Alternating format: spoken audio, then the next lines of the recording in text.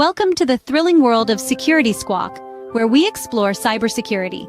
Guiding you through online threats, we'll aid you in understanding safety protocols and trends. Meet our gurus, Bryan from Exact IT, Reginald from Arc Solvers, and Randy from Tech Rescue.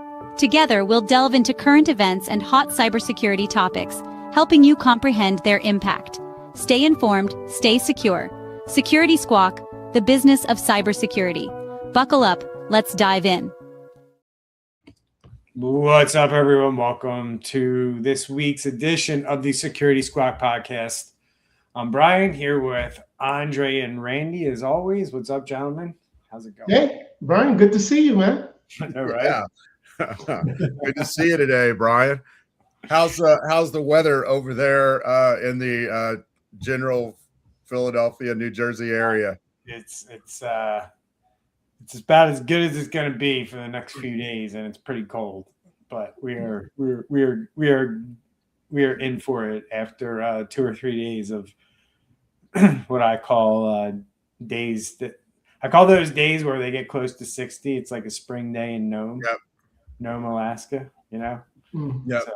So, but yeah, we got closer to 60, but now that's all going away and winter's coming back. So those are the days when we freeze to death over here in Texas when it gets that low.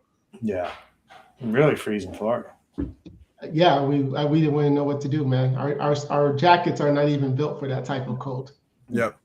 All right, guys. So today we got 3 topics, all pointing to the same issue: basic security failures with real consequences. We're going to start off with an Oregon state agency that exposed personal information tied to environmental complaints. And then we're going to jump into a ransomware attack by Everest on Nissan, which suffered a ransomware attack. And now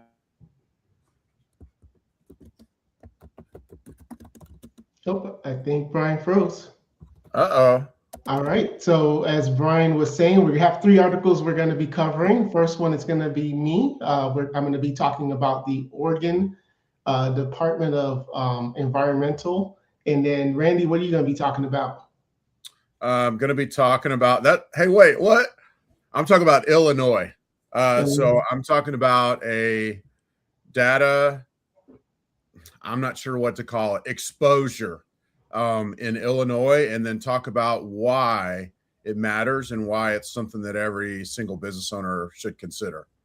All right. And Bryan, when he unfreezes, he's going to be talking about Nissan again has had some type of data breach, and there's a lot of stolen data, and hackers are claiming a lot of stuff. So before we get started, we always like to say, share the show, like the show. And what's that thing about the show being free, but not free beer, Randy?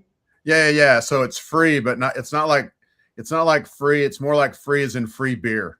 Like someone gives you a beer, that's actually worth something. It doesn't make it cheap just because someone gave it to you. And so we do ask that you like the show, share it wherever you're watching, make comments on it.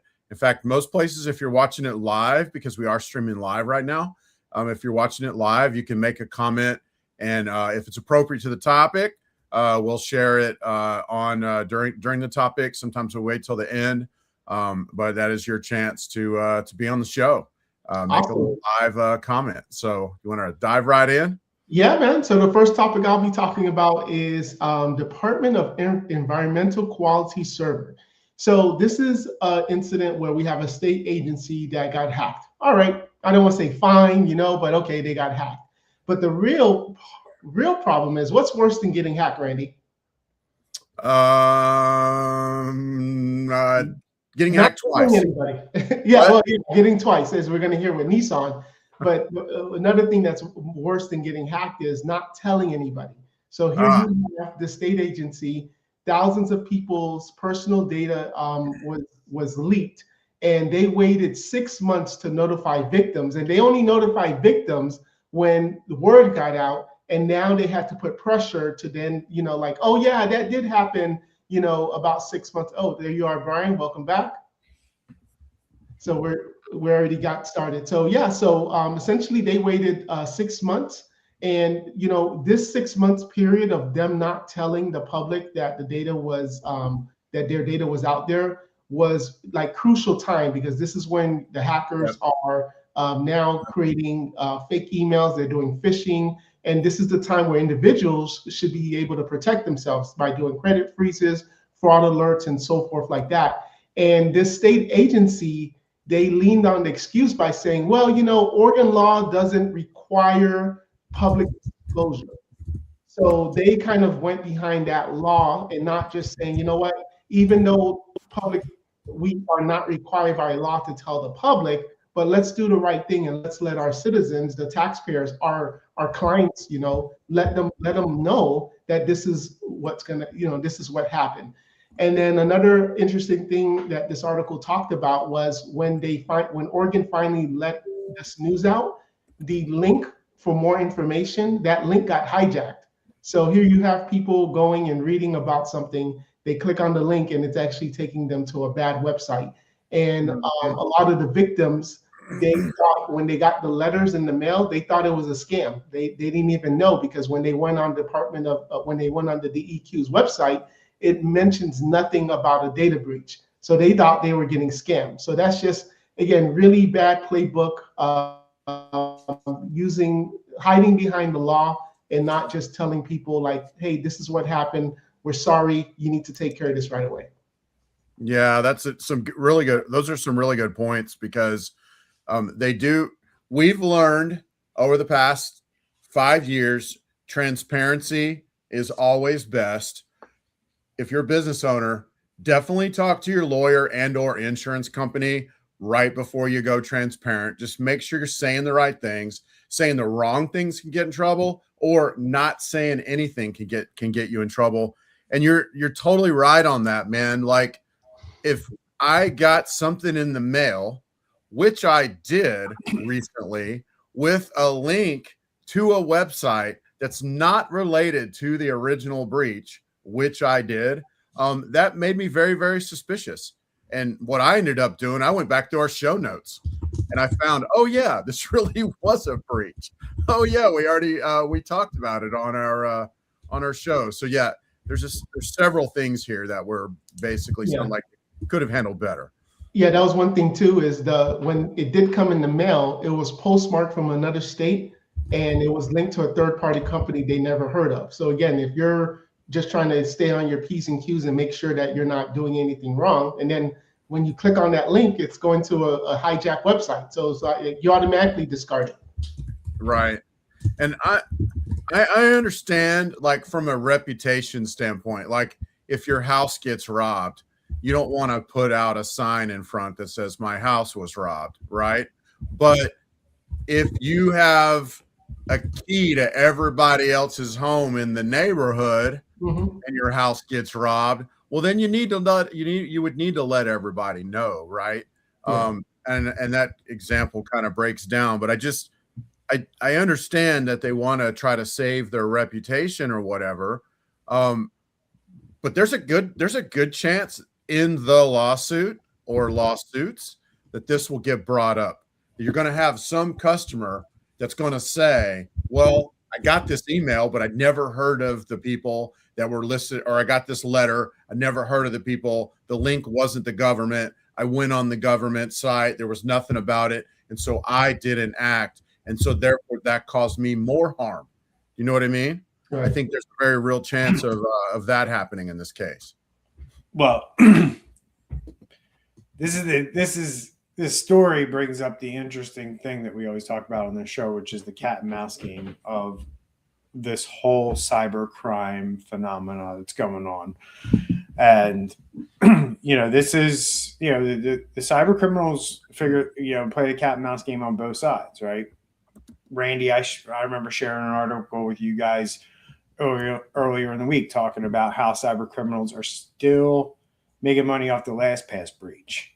Yep. Right. So like cyber criminals adapt, to, hack companies and get inside of companies and deploy ransomware. They're constantly changing their tactics that way, but they're also changing their tactics on the flip side. After they attack companies, they're figuring out how to, they find more victims, they exploit more people, they do more things, right? And what we're starting to see is companies that then decide we're not going to say anything about our breach, or we're not going to disclose it right away. We're now seeing the cyber criminals take advantage of that time gap, right? Where they are now getting in front of, in this case, sending breach notification letters or sending emails. The cyber criminals are the ones who are sending that only because they can, because the state of Oregon failed to disclose anything, right? So these people are like, what is this? And they're going and checking it out, thinking it's from the state of Oregon. It's created by the cyber criminals to, capture more victims. Yeah. Right. And it's all because they failed to act, which is the problem, right? Which these companies are failing to disclose in an appropriate amount of time, or if at all.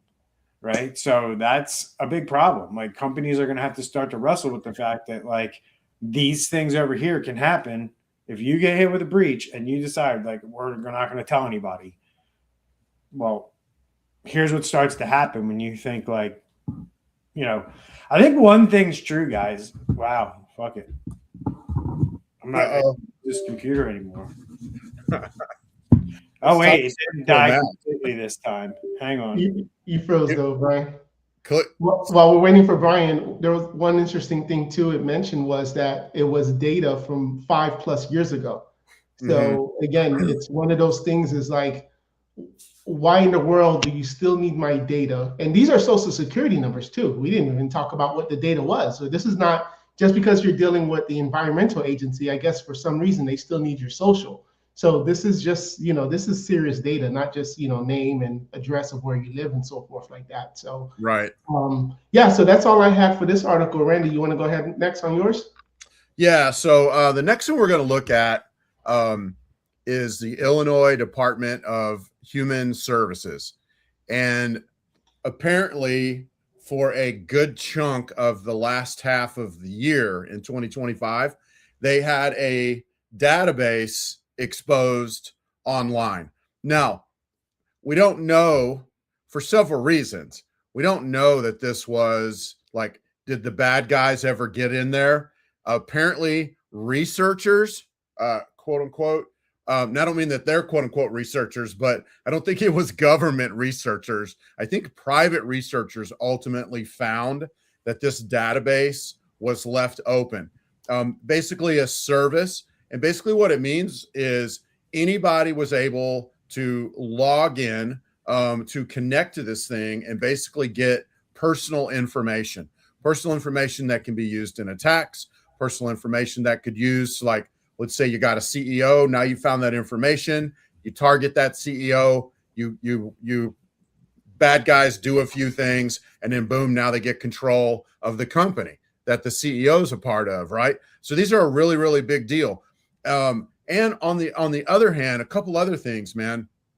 One, these guys had a big breach. We probably talked about it in our show towards the end of 2024, where they had a phishing attack. They gave away credentials, same department, same state, 1.1 million records were breached in that particular attack. So you have a department at a state that was phished. They leaked 1.1 million records.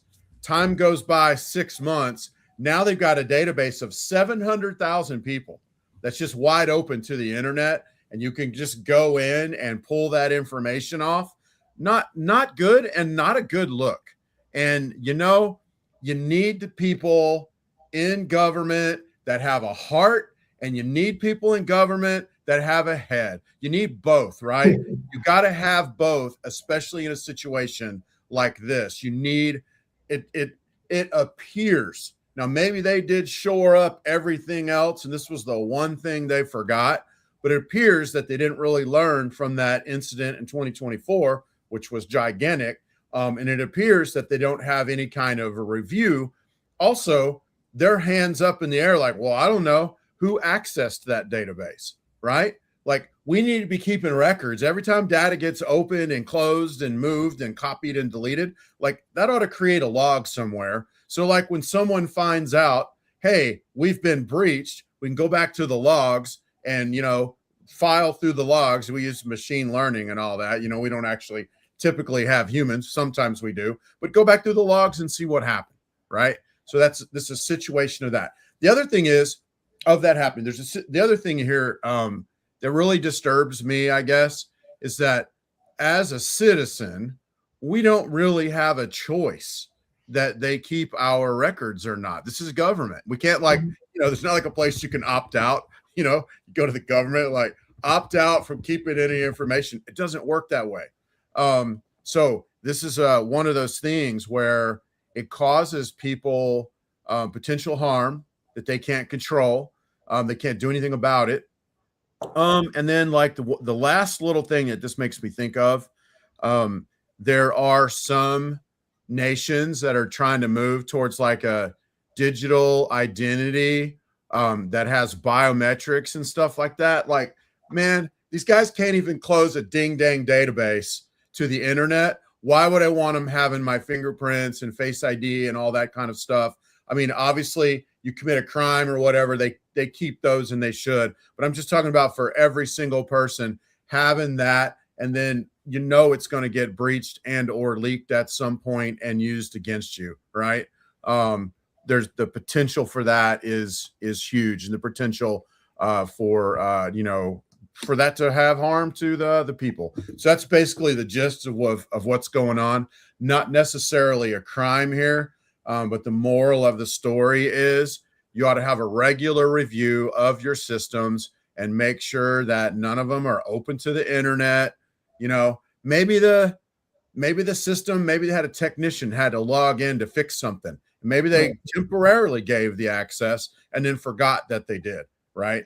We know that several months that it was wide open. So that's the moral of the story is you need to make sure all your systems are closed to the internet and are basically ratcheted and tightened up as much as they can be. Yeah, and like you said, this was more of a human error. I mean, just the other day, I can recall one of our on-site techs was on site and he couldn't do something, and he needed that particular user to have temporary admin access to be able to run a program, Yes. right? So things like that happens where, Yep. but again, like you said, is your IT company department person going in every 3 months, making sure there's no super admins, no global admins. Right. How this also could affect for the small business owner is when you click share in let's just say OneDrive, SharePoint, Dropbox, whatever it is, and it's a sensitive document or data, and then you do everyone instead of sharing with this with a particular person, and especially if it's a shareable link, then that basically exposes it to anybody that ever gets it. And then if you don't put an expiration date, then that means it's there forever and nobody's, again, there's a way in Microsoft and Google where you can actually audit all of the shared files and folders in your organization from the outside. And then from there, you guys should regularly be looking to say, you know what, this has been shared for 5 years. There's really no need. This project is already closed. Let's go ahead and just deactivate these accounts. And if someone complains, all right, we'll turn it back on. But again, that goes by policy. So a lot of times what we do for our clients, it's a 1-year policy. So after a year, the link automatically, is disabled unless it's a specific project, and then you can, set permissions like that as well. But again, this is not that they got hacked. I would say it's worse because it was a human error and nobody is checking. Yeah, expiration dates are really, really good for just about anything. I mean, and even having policies where if someone doesn't log in, then disable the account, block sign-ins if they don't log in for like 30 days or something like that. And they didn't even, the article didn't mention that they're offering any type of credit monitoring either. Yeah. We looked at the cost. Yeah. Well, since we don't know, since they weren't watching the data, we don't know if it was even accessed at all. So, I think at this point they're doing the whole nothing to see here, move along type of thing. But somebody who oversees this needs to make sure that they're actually doing due diligence. And maybe this was a one-off. But in light of the past 18 months, this looks more like a sign of systemic failure and not a one-off. You know what I mean? That's just as an outside outside observer. So, What's up? well, I'm over here on my MacBook, doing the podcast. My Windows 7 never crashes. I'm just saying. That's right. All right. My struggles brought to you by our favorite zero trust tool. All right. All right. All right, Bryan. So we're up to you now. Unless you had some comments. Good. Yeah, and if you want us to introduce it, we can. Yeah, why don't you do that for me? All right. So I can get caught, and then we'll go from there. So Bryan's going to be talking about basically Nissan. Nissan that makes the cars and such. They're in the news. They've been involved in a breach, and then they've been given an ultimatum. They've got 5 days to pay up before they leak the data. This was yesterday, so probably Friday or this weekend, their data is going to be leaked. And there is a ton of stuff for us to unpack and how it affects the small business owner here. Yeah. So off the bat, the Everest Ransomware Group is the group claiming responsibility for this. And if you need help recovering from an Everest ransomware attack, you can head over to exactcybersecurity.com. That's XACT cybersecurity.com. We got people over there that can help you. Claim to get 900 gigabytes of stolen internal data from Nissan. They already have the data because they're already they are pre-releasing it on the dark web, letting people know that they have this information. And they got into their network, and then they used known vulnerabilities to get the data and deploy the ransomware like they did. So again, we're talking about unpatched systems, exposed services, compromised credentials, and access through a third party. So and nothing sophisticated, right? Again, it's just somebody gets in somehow, phishing email, somebody clicked on a link wrong, somebody knew how to access the VPN and exposed credentials, allowed them to get in. Something like that led them to get in initially, and then this group got in, took it from there, leveraged vulnerabilities on their network, took control of a massive environment, a large attack surface. And what we're learning is that Nissan had a mix of legacy systems mixed with modern systems and cloud systems. And patching and asset visibility was a struggle for them, which it is for most people, right? When you have that much infrastructure out there, it's really hard for, whatever size your IT department is, it's probably too small to do everything it needs to get done, right? And everybody thinks, oh, we're good. We got this good team. We got all these people, right? But at the end of the day, I rarely come across an IT team that has enough people that can deal with everything that's thrown at them. Yeah. And the crazy thing here is that this has happened several times, and y'all, business owners, business leaders, IT leaders that are watching our show, when your company gets hit, it's like throwing meat to the wolves. Okay. So the other bad guys out there, let's say Avira hits you. I think that's the name of an antivirus. I just made that up. Let's say that bad company, bad organization A hits you up and leak your stuff on the dark web.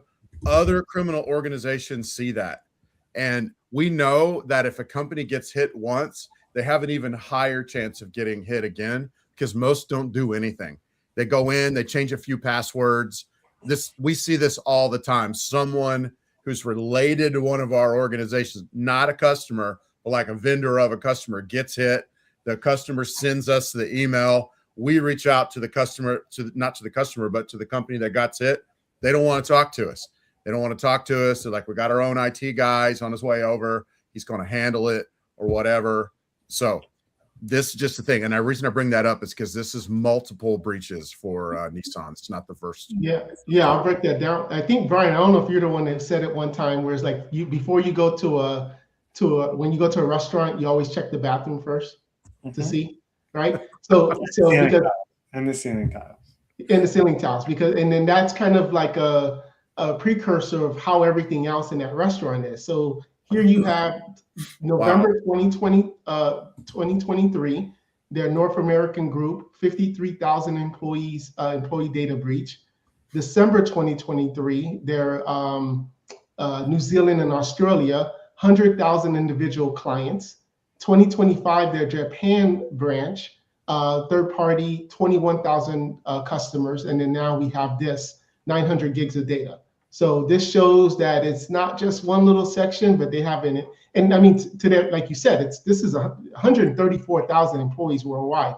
So, and then with all different legacy, current, different compliances that they have to deal with. So it's not an easy task, but it just shows that the kitchen is dirty and there's crumbles that's showing throughout that they have problems. Yeah, they have a leadership problem. I mean, at the end of the day, when you continue to get hit like this company does, you basically said, like, we're gonna do like we're gonna do IT, we're gonna have technology, we're gonna do some security, but at the end of the day, we're not gonna, like, kill our profits in the name of cybersecurity, right? And I don't know when this company is gonna learn that, like, you're gonna keep getting breached until you start doing the right thing. Because we know with this company, we know their numbers. They're not poor, right? They have the resources, and if they don't, they certainly have the cash to go get the resources, right? So you see it's one thing if you're a small business and you're struggling to, like, put a budget together to do cybersecurity and compliance, as good as you should. That's not the case here, right? As Andre, you love to point out with these companies, how many billions they have, how much money they made last quarter, right? The numbers are staggering with Nissan. Yes, the car market is not doing great right now, but for many, many years, they were one of the main benefactors of what went on with all the free money that was, divvied out when we had the pandemic. So, yeah. Any other thoughts? No. Nothing on my side. Just that's about it. Again, basic cyber protections, right? And that's it. And all three stories. Well, one last little thought on the Nissan thing is the whole, do you pay or not? And, I guess I'll leave that for another show. But do y'all think they're going to pay? What do y'all think? I mean, my stance on paying has never changed. It's a business decision.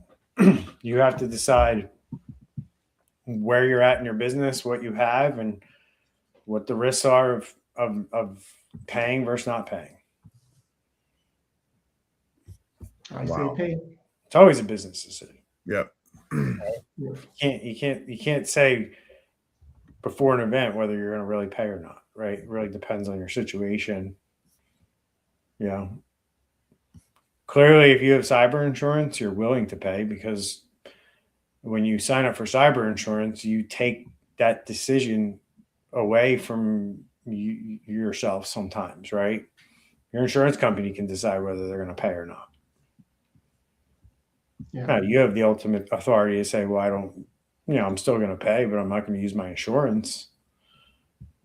That's an option, but at the end of the day, it might not be your decision depending on your situation. So you have to think this stuff through. That's why it's important to do incident response planning and understand, how you're going to figure out if you have a problem, and then when you do figure it out, what you're going to do about it. Well, they got 4 more days to think about it. Why is that? because yesterday they were given 5 days. Now it's a oh yeah. With this guy, with this Nissan thing, yeah. Yep, and they're begging for more time. You know they are right now. Right, we know how these negotiations go down and play out. They're begging for more time. They're not going to get it. Stuff's going to start getting released, and then that's when the real negotiations will start happening. Yeah, because in this case, they're not saying it's ransom. They're just saying it's. Oh, they said they just took the data. Yeah, they took the data. So they don't need the ransom anymore. Right. Actually, ransom is just you're making the cyber criminals when they deploy ransomware. In my opinion, now after I see what I see with this exfiltration and still getting paid, they're just creating more work for themselves. It's kind of unnecessary at this point. Right. I mean, my thing 2 years ago, I think is 2 years ago is when I predicted that ransomware was no longer going to be needed and we were going to just have companies' data stolen, and that was going to be all they needed to do. We're in that world. Like I think you're going to see that ransomware is just going to die off. So, and it's just going to be stealing data and saying, we got your data and we're going to release it. So, it's going to ransomware. I can't see that comment because my eyes are dilated. But okay, sure. We got Luke is saying, hello guys, happy new year. I saw that one. Yeah. And then I wonder if Land Rover will get hit by another attack this year, especially now that the hackers know how to get in from last year's attack. Again, it all depends, right? The recovery process that's where that gets determined. If you cut corners on your recovery process, you will absolutely get hit again. Right. And that's, that's where it matters, right? If you decide like, hey, we're not going to, skin things down to just the data, and then we're going to rebuild all the systems from scratch and just import the data, because you can't put a virus on data, right? Viruses run on systems and software, right? So if you have a backdoor, you have some kind of vulnerability or something that they put in, and you restore from a backup, number one, and you don't start scratch. Like if you restore any system or software from a backup, you're already running the risk of them getting back in, because if you don't know where these vulnerabilities are or what they've implanted while they were in there, you always run that risk. So the safest way to do all of this, if you don't know, is to start fresh, new system, new operating system, install the software, as you normally would on a new system, like just get the software on there, and then you restore the data, right? That usually involves restoring either data files or databases, and that's the safest way to do it. If you don't do it that way, which a lot of companies in most cases don't, because it's pretty impractical, they just restore from their backups, you better hope that those backups weren't impacted before they did what they did, before they revealed themselves, right? And that's where a lot of companies get it wrong. They think they can just recover from a backup, put the system back online. Before they know it, 2 weeks later, they're talking to the same criminals and, going through the same issues. Yeah. I mean, guys, we know of companies that have been hit 3, 4, 5 times, right? Yep. So it just really depends on how well they go through their recovery process. So. I can see now the conversation is like, well, we just paid you like last month. Well, you paid me last month for that problem. I'm here, for something else now. 100%. That's pretty much how those conversations and notifications go down, right? So, all right, guys. Sorry about my technical issues. Glad I could hop on here and at least get the tail end of the show done with you guys. So and stop the show. We wouldn't know how to stop the show if you didn't come back. That would be a problem. Your account. That would be a problem. So yeah. Awesome. All right. So remember, everyone, share the show. You can support the show by hitting us up over at buymeacoffee.com/Security Squawk. Helps us bring you this ad-free, sponsor-free, as we always do. And if you have anything you want us to talk about or any questions, drop them in the comments. Remember to leave us a review if you listen to us on a podcasting platform, and share this on your social medias with your friends and family. We thank you for Randy, Andre, and I. Stay safe out there, and we'll see you next week. Take care, everyone. See you next week.